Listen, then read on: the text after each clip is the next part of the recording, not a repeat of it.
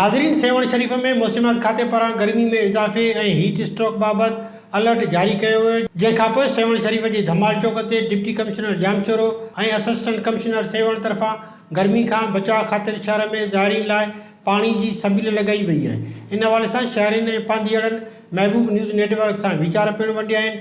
इन हवाले सां ॾिसूं था महबूब न्यूज़ जे रिपोर्टर अली खान लाखो जी हीअ रिपोर्ट।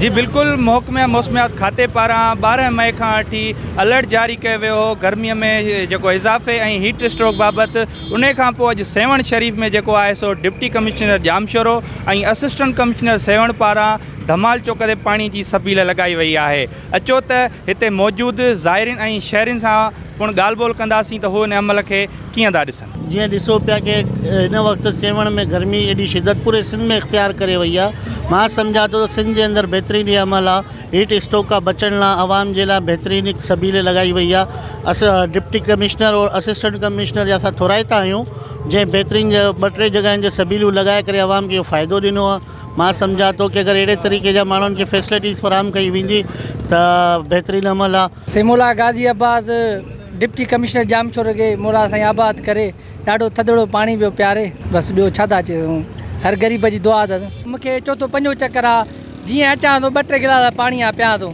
इहो सुठो अमल आहे। हर शहरी अचे पियो, ॾींहुं गरम लॻो पियो, हर को पाणी पीए पियो। ज़ाइरीन साईं जेके मुर्शिद लाल आशिक़ आहिनि उहे त गर्मीअ खे बि नथा ॾिसनि, उहे त अञा ताईं अचनि पिया।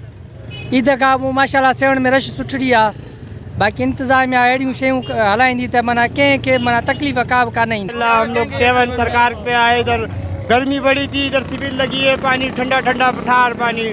सरकार इनकी भी हाज़िरी कबूल करे और इनकी भी दिलों की मुराद पूरी करे। कैमरामैन टीम सां गॾु MM TV अली खान लाखो, सेवण शरीफ।